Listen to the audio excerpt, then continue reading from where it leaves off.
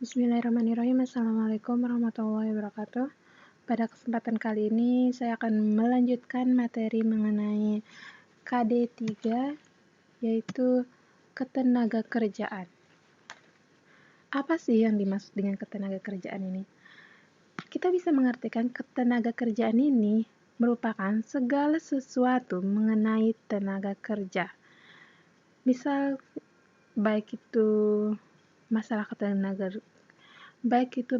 ketenaga kerjaan yang selalu berhubungan dengan masalah penduduk, secara langsung maupun tidak langsung berkaitan dengan ketidakmerataan pendapatan, urbanisasi, meningkatnya kriminalitas, menurunnya pertumbuhan ekonomi, dan kemiskinan. Baik, di sini ada pengertian dari ketenaga kerjaan itu sendiri. Di sini ada penduduk. Apa sih yang dimaksud dengan penduduk itu? Penduduk itu adalah semua orang yang berdomisili di wilayah geografis Republik Indonesia selama 6 bulan atau lebih, atau mereka yang berdomisili kurang dari 6 bulan tetapi bertujuan untuk menetap. Penduduk ini dibagi menjadi dua. Yang pertama ada tenaga kerja. Tenaga kerja ini merupakan setiap orang yang mampu melakukan pekerjaan untuk menghasilkan barang ataupun jasa, baik untuk memenuhi kebutuhan sendiri maupun untuk memenuhi kebutuhan masyarakat. Nah, penduduk yang termasuk dalam tenaga kerja ini, batasan usianya adalah 15 tahun sampai dengan 65 tahun. Maka itu disebut dengan tenaga kerja. Nah, tenaga kerja ini dibagi menjadi dua. Yang pertama, bukan angkatan kerja, yang merupakan golongan penduduk berusia kerja yang tidak bekerja, tidak mempunyai pekerjaan, dan tidak sedang mencari pekerjaan, serta yang menerima pendapatan tetapi bukan suatu imbalan langsung dari proses produksi. Kedua ada angkatan kerja. Angkatan kerja ini merupakan golongan penduduk usia kerja yang sedang bekerja, mempunyai pekerjaan namun sementara tidak bekerja, dan yang tidak bekerja namun sedang mencari pekerjaan. Nah, dalam klasifikasinya ketenaga kerjaan, angkatan kerja ini dibagi menjadi dua. Ada pengangguran yang merupakan kerja yang tidak bekerja atau penduduk usia kerja yang sedang tidak bekerja tetapi sedang mencari pekerjaan. Pengangguran ini bisa terjadi karena pertambahan penduduk yang semakin besar namun tidak diimbangi dengan ketersediaan lapangan pekerjaan atau kesempatan kerja di wilayah tersebut. Nah, yang kedua adalah pekerja. Pekerja itu merupakan setiap orang yang bekerja dengan menerima upah atau imbalan dalam bentuk lain. Pekerja ini dibagi menjadi dua. Ada pekerja penuh yang merupakan mereka yang bekerja lebih dari 35 jam per minggunya. Yang kedua ada setengah menganggur. Nah, setengah menganggur ini dibagi lagi menjadi dua.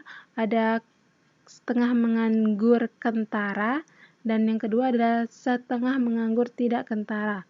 Nah, yang dimaksud dengan setengah menganggur kentara itu merupakan mereka yang bekerja kurang dari 35 jam per minggu.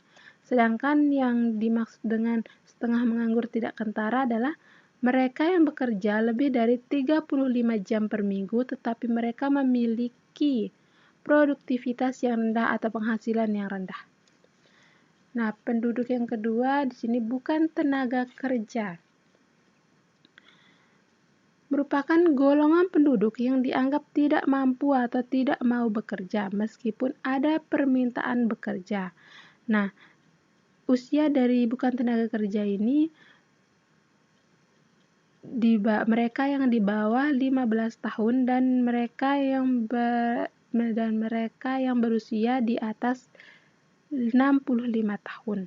Termasuk dalam golongan bukan tenaga kerja ini ada anak-anak yang usianya 15 tahun ke bawah dan ada golongan lansia yang usianya 65 tahun ke atas. Nah, bukan tenaga kerja ini dibagi menjadi dua. Yang pertama adalah di bawah usia kerja dan di atas usia kerja. Di bawah usia kerja itu Seperti tadi yang berumur 0 sampai 15 tahun dan di atas usia kerja itu yang berumur 65 tahun ke atas. Baik, selanjutnya di sini ada jenis-jenis ketenagakerjaan. Yang pertama berdasarkan jenis kegiatannya. Dibagi menjadi dua, ada tenaga kerja rohani yang merupakan tenaga kerja yang dalam pekerjaannya lebih banyak menggunakan proses pemikiran, gagasan, ide, dan sebagainya. Nah, yang termasuk dalam tenaga kerja rohani ini ada direktur, konsultan, seperti manajer. Yang kedua adalah tenaga kerja jasmani. Tenaga kerja jasmani ini merupakan tenaga kerja yang melakukan pekerjaannya menggunakan tenaga fisik. Yang termasuk dalam tenaga kerja jasmani ini adalah yang menggunakan fisik ada sopir angkutan umum, penyapu jalanan. Selanjutnya di sini ada berdasarkan keahliannya. Yang pertama, tenaga kerja terdidik. Yang merupakan tenaga kerja yang mendapatkan suatu keahlian atau kemahiran pada suatu bidang melalui sekolah atau pendidikan, baik pendidikan formal maupun pendidikan non-formal. Nah, tenaga kerja terdidik ini seperti kita bisa lihat ada dokter, ada insinyur, ada pengacara, itu merupakan tenaga kerja terdidik. Nah, yang kedua di sini merupakan tenaga kerja terlatih, yang merupakan tenaga kerja yang memiliki keahlian dalam bidang tertentu yang didapat melalui pengalaman kerja. Keahlian dari tenaga kerja terlatih ini umumnya tidak memerlukan pendidikan karena yang diperlukan adalah latihan dan melakukan pekerjaan tersebut berulang-ulang kali sampai menguasainya. Di sini tenaga kerja terlatih itu yang termasuk tenaga kerja terlatih itu ada pelukis, tukang masak, atau chef, montir. Yang terakhir ada tenaga kerja tidak terdidik dan tidak terlatih. Merupakan mereka yang tenaga kerja yang hanya bekerja dengan mengandalkan tenaga saja. Nah, contohnya di sini ada buruh angkut, buruh pabrik, pembantu, tukang beca, itu semua orang bisa mengerjakannya. Selanjutnya di sini adalah masalah ketenaga kerjaan. Yang pertama ada tingkat pengangguran yang tinggi. Khususnya di negara berkembang, terjadi penambahan atau peningkatan penduduk secara tinggi setiap harinya, bahkan setiap detiknya. Maka itu dapat meningkatkan pengangguran karena tidak diimbangi dengan ketersediaan lapangan pekerjaan. Yang kedua di sini ada jumlah angkatan kerja yang tinggi. Semakin tinggi jumlah penduduk, semakin tinggi pula angkatan kerjanya. Maka apabila tidak tersedia lapangan kerja yang memadai, pengangguran akan bertambah sehingga tingkat kesejahteraan masyarakat akan menurun. Yang ketiga di sini ada tingkat pendidikan dan keterampilan yang rendah. Rendahnya tingkat pendidikan angkatan kerja akan membatasi macam pekerjaan yang dapat dilakukan sehingga persaingan akan semakin ketat dan semakin sulit. Nah, yang ketiga di sini ada penyebaran angkatan kerja yang tidak merata. Angkatan kerja yang tidak merata ini akan menyebabkan pertumbuhan ekonomi dan kesejahteraan masyarakat tidak merata.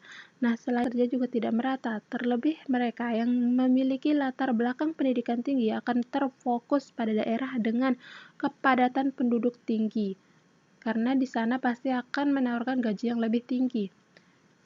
Nah, yang terakhir ada perlindungan kesejahteraan tenaga kerja belum maksimal. Ada beberapa faktor yang dapat mempengaruhi kesejahteraan tenaga kerja dan tenaga kerja seperti tingkat ekonomi masyarakat, stabilitas politik, iklim investasi yang akan mempengaruhi terciptanya lapangan kerja baru, pasar global yang akan mempertajam persaingan tenaga kerja. Baik, di sini ada cara pemerintah dalam mengantisipasi dan mengatasi masalah ketenaga kerjaan. Yang pertama, menyusun dan mengawasi pelaksanaan berbagai peraturan ketenaga kerjaan. Nah, seperti pemerintah sudah mengeluarkan Undang-Undang Nomor 21 Tahun 1999 tentang diskriminasi dalam pekerjaan dan jabatan. Yang kedua di sini meningkatkan kualitas dan produktivitas tenaga kerja.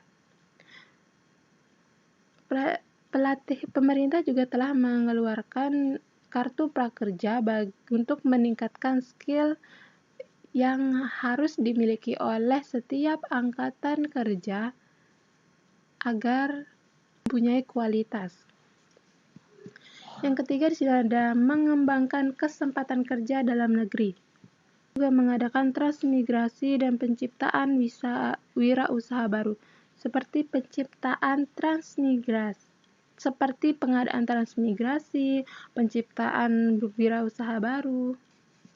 Yang keempat di sini ada mengembangkan kesempatan kerja di luar negeri, seperti penyaluran tenaga kerja Indonesia ke luar negeri ke beberapa negara-negara yang sudah maju. Selanjutnya ada perlindungan tenaga kerja.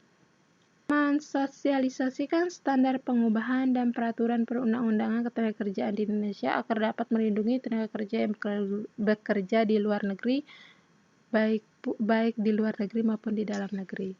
Yang terakhir di sini ada membina hubungan industrial dalam negeri dan internasional, seperti pembangunan hubungan yang harmonis dengan cara mengembangkan serikat pekerja dan pengusaha. Baik, sekian pembahasan kali ini mengenai KD Ketenagakerjaan. Semoga bermanfaat. Wabillahi taufiq wal hidayah. Wassalamualaikum warahmatullahi wabarakatuh.